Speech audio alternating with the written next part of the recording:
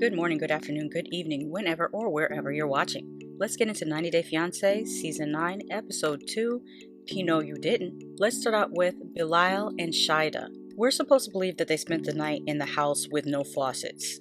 Shaeeda's even acting like she just made the bed. I'm sorry, I just cannot pretend to believe that any part of this is real and not staged. Bilal wears a t-shirt that says, "Be grateful." He steps out for a moment and Shaeeda calls her mother and she shows her the house. Her mother laughs the heartiest of laughs and says, "That's America for you." I love her mother's advice, which was to wait and observe, and if he is lazy, then bring your backside home. Bilal says that they're going to his mother's house for lunch, but it's really the other house. I won't refer to it as his house until it's confirmed, because Bilal's home looks like a model home, the type realtors show you. Every room is staged. He could fix this with some houseplants or statement art, something to break up the monotony. One glaring thing is wrong with this house: the utter lack of presence of children. Where are the pictures of your children? A trophy cabinet for their ribbons and certificates and other accomplishments. You wouldn't even think a father even lived in this home. It's strange. Maybe it isn't really his home, but a home that he is selling. I have a cousin who used to flip houses. He moved into the homes while he renovated them for resale. This home feels like that, not like a place someone plans to live for an extended amount of time. To be fair, in many states, property ownership is public record. I know my name was listed publicly as a deed holder to my property.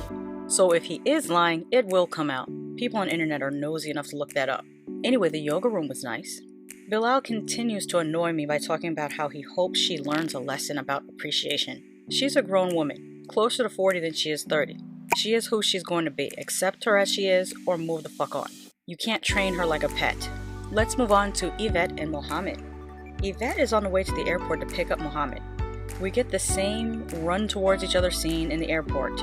I really don't know if I'm going to keep reviewing this show. This season is making me lose interest. Y'all aren't even commenting on these videos. I'm not about to waste my time and effort editing these joints for nothing. Anyway, I'm just gonna hop, skip, and jump through this and not do a play-by-play because, like I said, I'm losing interest in this. Mohamed is a man baby. He says that his mother is happy he's living with Yvette, probably because she's tired of cooking and cleaning for him. Although that would be her fault that she didn't raise him into a man. She allowed him to be a perma baby. Anyways, he says that he wants a woman to love him like his mother. He also says that he is happy that she is taking care of him. He is upset because she has not installed a bidet, and she did buy the bidet, but it's not installed. And instead of him taking it upon himself to install it, he complains and whines and cries like a baby. Someone on Twitter said that bidets are hard to come by in the US. That may have been the case in the past, but it's 2022 and it's not hard to get one. Amazon has some great options, and if you can't install it yourself, plumbers in my area only charge $100 to $150 to install it. People are walking around with sneakers and iPhones that cost way more than a bidet, plus the installation. The hot water setting will change your life. The best part of waking up is water up your butt. Let me stop. Let's talk about Ari and Bini.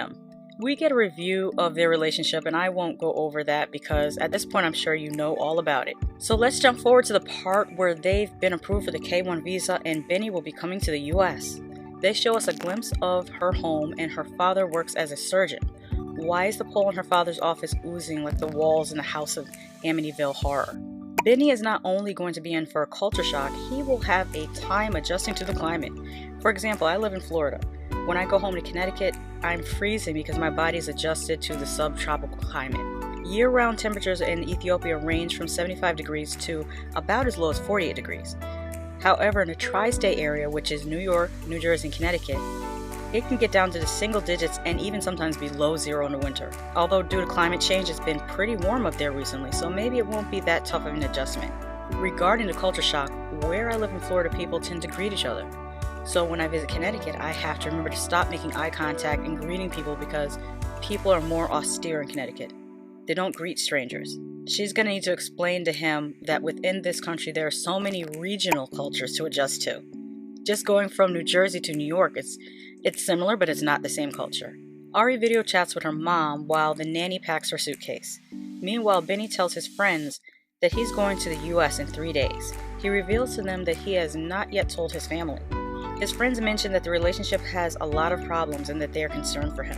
They go to Bini's video premiere and it looks pretty, but this vest is too damn tight. It looks like it has snaps on the crotch. Oh, and now we get the infamous wine scene. There is no one to like in this whole situation. Ari is annoying, but Bini's sisters are annoying too. The sisters started with not wanting to touch Ari because of COVID, but y'all are at a party in a room filled with people. Bitchy from the jump. Trust, I'm not a spoiled ass Ari fan or on her side in any way. The biggest problem is Bini, who sits there and lets his wife disrespect his sisters and then lets his sisters blame his wife for his decisions. So anyway, Bini tells his sisters about his plans to leave the next day, while Ari sits there with a smirk on her face. And that's part of why she got the wine thrown in her face. Anyway, no one is right in the situation and no one wins. Next up, Jibri and Miona. Jibri is giving Miona the gift of hideous boots. I like pink, but an all pink boot would have been way cuter. Meanwhile, I'm staring at her stiff Kankalon braid. I used to buy that type of braiding hair when I was in high school. It cuts your fingers when you try to braid it, and it will break your hair off. If you can't get human hair, don't skimp on a braiding hair. Buy the packs that say pre-washed, pre-stretched, and cost around $5.99 to $7.99. Do not buy those 99 cents or $1.99 joints. Your fingers and your hair will thank you. Anyways, as they're driving, she says, "There's nothing." And well, she is not happy about staying the winter in South Dakota instead of LA. They have dinner with the parents.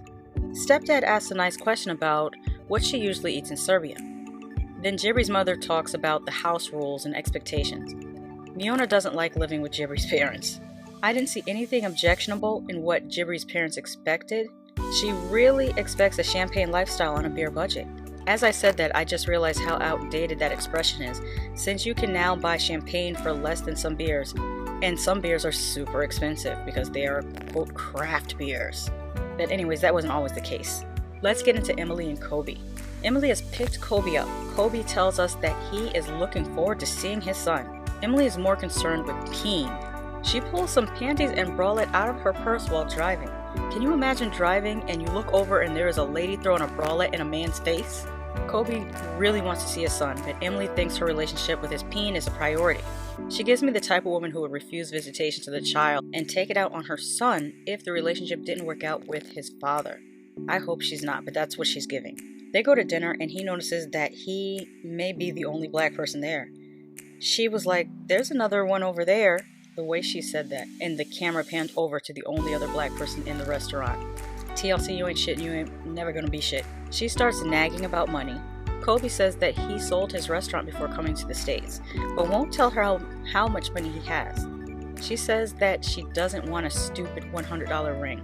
You live with your parents. You need to chill all the way the fuck out. Well, that's the end of my notes. Let me know what you thought of this episode of 90 Day Fiance.